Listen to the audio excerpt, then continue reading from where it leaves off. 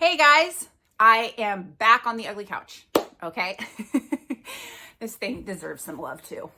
But I will tell you, by the way, my name is Tara and I'm back here with you guys today. I'm here to discuss self-worth. Not just self-worth, but positive self-worth. And this is a very, it's a subject that hits close to home because it took me a long time to believe in myself, to find that positive self-worth, to be able to have that internal validation and knowing who I am, regardless of what anyone else thinks. And so do me a favor, if this video resonates with you at any point in time, please like it and share it with people. Subscribe to my channel because listen to me, you're going to be getting lots of juicy stuff. I have a lot of things to teach. There's going to be a lot of ways that I'm moving forward with my content. And hopefully we'll get better with locations and all these different things. But I like to be as real as I possibly can because quite frankly, I mean, it's nice to have perfect hair and all, but like, I like the pigtails. So with that being said, let's roll into self-worth. We all have a self-worth. Now, whether or not we have a negative self-worth or a positive self-worth, that's the real question, isn't it? And I didn't really realize that I had a negative self-worth, believe it or not, until I was about 21 years old. I had a pastor that I was studying underneath and whose church I attended. And he looked at me and he goes, Tara, he's like, you don't feel comfortable in your own skin. And I was almost like offended at this. I'm like, what are you talking about? Yes, I do. Because I've always been a strong person, right? Very outspoken, very, people oriented. And, it probably took me a good, almost 15 years to really start understanding what he meant. Along the way, I'm like, I think I know what he means. No. And you know what? There's still things that I have to work through. There's still things that I have believed about myself for so long, and I have to go and I have to correct those things. So let's take a step back in history. So once again, I told you that there's going to be a lot of themes. So being raised in a dysfunctional home, a broken home, we get our self-worth from the people, our surroundings, and because of the role that I played as an enabler, I got my validation from taking care of people. My self-worth was tied up into everyone around me. Okay. Always, my mother was an alcoholic. My father was a narcissist. My brother was an alcoholic. We could go into, and we had several roles. I played my roles. And I'm not saying that one is better or worse or this and the other. We all play our roles. And here's the deal. While we proceed in those roles, we are all contributing to the dysfunction. Now, obviously, as a child, I don't have as much power. But at the same time, regardless, we were all feeding into it. So moving forward, in a past video, I believe I spoke on those family roles and kind of a little bit of my journey in that. I always had a hard time really believing in myself. I relied on the validation of others around me. Anytime I made a choice in my life, I would always ask those around me. And fortunately for me, I started having people that were better role models that led me in a better place, that led me in a better path, but I still couldn't trust my own self, my own intuition, because I didn't believe in myself. And as I explained in that video previously, I married when I was 21. And just because my ex-husband, my now ex-husband, looked better than potentially what I had come out of because your external circumstances, how you have chosen to set up, your facade. I married this man, and about 3 years into our marriage, which I also explained in my other video, I realized that I married another narcissist. I married my father. He just looked a little bit different. And at that point, because I was in the Christian church and I was very committed to my marriage, I was loyal. But if you want to look at what a codependent is, they're loyal to the bitter end. Oh, they're trustworthy. They take care of you and this, that, or the other. And my ex-husband, of course, That's what he was used to, because that's what he came out of. His role, what he came out of, that's what he played. So I stepped in and I replaced somebody else from his family that had been playing that role his entire life. So moving forward, I started my counseling journey. I started going to a counselor when I was 24, when all of this started hitting, like when I started realizing all of this. We started having children about a year after that. And so I really put the majority of my focus into my children. And so it wasn't really on the marriage per se. And he was very much involved in being the pastor of a church. So with that being said, like our marriage didn't really there was a lot of things that were building up inside of me as I was healing and I started realizing things. And my counselor had told me there were going to be certain things that came out of it. And she goes, sometimes you have to rock the boat in order for things to get better.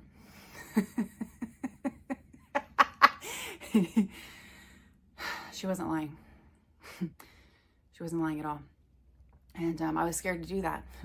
Scared to do it with my father. I was scared to do it with everybody in my family. You know, I did it at times, but I did it in an unhealthy way.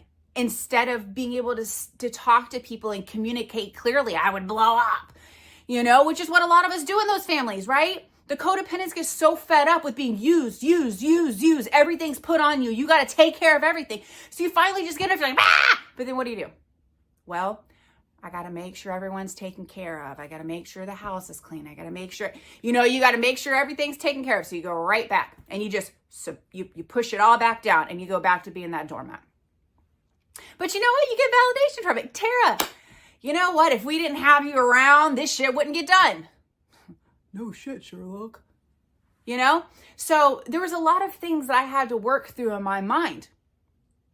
And I'm going to tell you, my marriage came to an end because of some very extreme situations, very extreme circumstances. I didn't just leave because I didn't like how things were going. It had to take some very extreme circumstances for me to leave. And yes, I left my children. And, in my last video, it almost kind of sounds like potentially I left because I'm struggling with, I'm a drug addict. I'm not a drug addict, guys. Not a drug addict. No, I left because I had to. With that being said, I still hadn't completely, obviously healed from my childhood trauma. That's still been a process. It's still a process. There's still going to be things that come up in my life. By the way, it's a journey. It's a lifelong journey. But even leaving out of that situation, there was trauma that I had to heal from there. And you know what? I'm going to tell you, I didn't do everything right. Okay? I did things wrong. And I've been willing to apologize and own my part in it, okay? So don't think that, listen, it always takes two to tango, in those unhealthy situations. The reason why you got in that unhealthy situation is because you were unhealthy yourself. You're both unhealthy, right? So you have to learn how to work through it. But unfortunately, not everybody is willing to put in the same amount of work. And that's unfortunate. And I'm going to tell you, it was the hardest thing I ever had to do. Hardest thing I ever had to do. But the healing that's come from it, I am in such a better place. So back to self-worth. Through that process, after I left my ex-husband, there were a lot of things that were shared about me that were either untrue or they were half-truths. And I had this whole community, this church community that I had built up around me. There's probably less than 5 people that I don't even know there was that many, that didn't even reach out to ask about anything. I've pretty much cut ties with just about everybody in my immediate family because they have all continued to stay in those patterns that they're in. And I've learned how to draw those boundaries. And so yeah, it's been hard. It was lonely, but I had to stop and I had to start looking inside myself.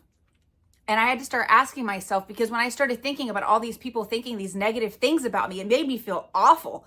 I'm like, oh my gosh, these people that I looked up to and I served in ministry beside, or I served them in ministry, or they think all these negative things about me. And I had to get to the place where I had to say, why is it important what they think about me? Is it true what they think? No, it's not. So why do I care? Can I physically go and potentially speak with hundreds, possibly thousands of people that think these things about me and make it all right? justify everything. I can't. That was a hard reality because I had always gotten my validation from external circumstances. So you want to talk about having to really look inside yourself, look in the mirror and ask yourself, who am I? What am I? What am I at my core? When I'm stripped of all of my my circumstances, who am I? I am a good person at my core, probably one of the purest. I know there's going to be a lot of people that laugh at that, and that's okay. My authenticity scares people. My transparency scares people because most people aren't as honest and straightforward and as transparent as I am. And okay, that's fine. There's a lot of people that do see it. And guess what? I've gotten to the place where if you can't see who I am and you want to question me, then that's fine. You know, I'm not chasing people anymore. I'm not begging people to be in my vicinity. And so through all of that, I came to the place where I realized, like, I still have to ask. Even the other day, I made a post on Facebook about how do you find those negative core beliefs? Because I know I still have them, you know, and somebody had said, I was watching a webinar and somebody said, when you get triggered, when somebody says something, that right there is where that negative, you know, core, that limiting core belief is. So I have that happen from time to time. And believe me, this is a process for me every day. I've been processing. I'm telling you, my brain constantly going. So when I was growing up, I was always told I was too much. I was too much energy, too much this, too much that, calm down, and I always believed that I was too much, and I've always pushed myself down. Guess what? I'm not too much. I am perfect exactly the way I am. And those that are supposed to be around me are going to understand that, and they're going to embrace that beauty that is within inside of me. You know, I had somebody else not too long ago that said something, and I was like, Ugh! But then I stopped and I go, what was that? And I had to take that negative thing that I had been feeding in myself, that I wasn't worthy or that I'm not lovable. Because quite frankly, when my mom would get frustrated with me when I was a teenager, she'd kick me out to my dad's house. And when my dad was upset with me when I was a teenager, he kicked me out to my mom's house. I was too much for everybody. Do you know what that does to somebody? Fortunately, I said in my video that I made the other day that I understand and I've forgiven them. Why? Because they didn't even know how to deal with what was going inside of them, or they were too distracted by their external circumstances that they were not able to pour into me and feed into me and give me the attention that I needed. With that being said, you know, I have also had to do some self-evaluating, you know, like I have to be able to be in a place where I can give even to my own children. You know, it's a lot, you know. I could go further into that one, but I'm gonna keep moving forward with this self-worth.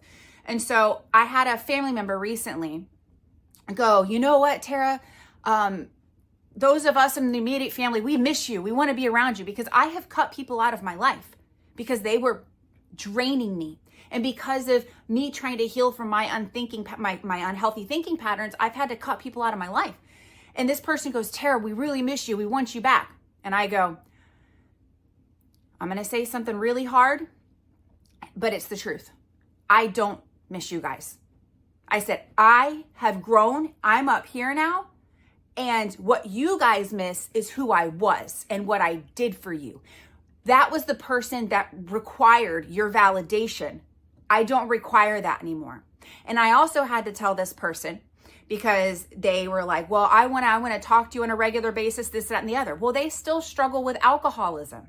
And even when I was speaking to this person, they weren't drunk, but they were tipsy. And it's frustrating to talk to somebody like that. And I said, quite frankly, I'm not going to tell you to not drink at all if you want to talk to me, but you need to be drinking minimally or not at all when you talk to me, because I can't handle this. That frustrates them because I'm no longer going to allow them to stay comfortable with where they are while they're around me. If that's what they choose, that's okay. It really is, because that's their struggle.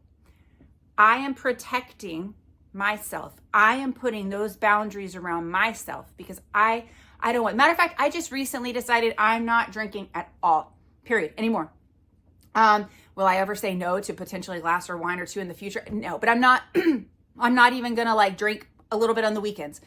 It has become very clear that I need my full mind, and it's one of those patterns that I just don't need in my life. You know, it's been one of the habits that has trickled down in our family, and I don't need it anymore. So, when it comes to self-worth, what do you believe about yourself? What have you been told? And usually we establish those pretty early on in life.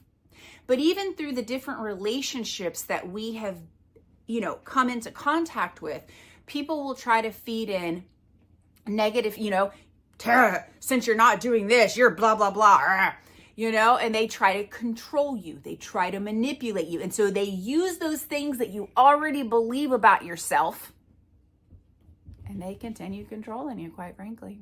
So, self-worth.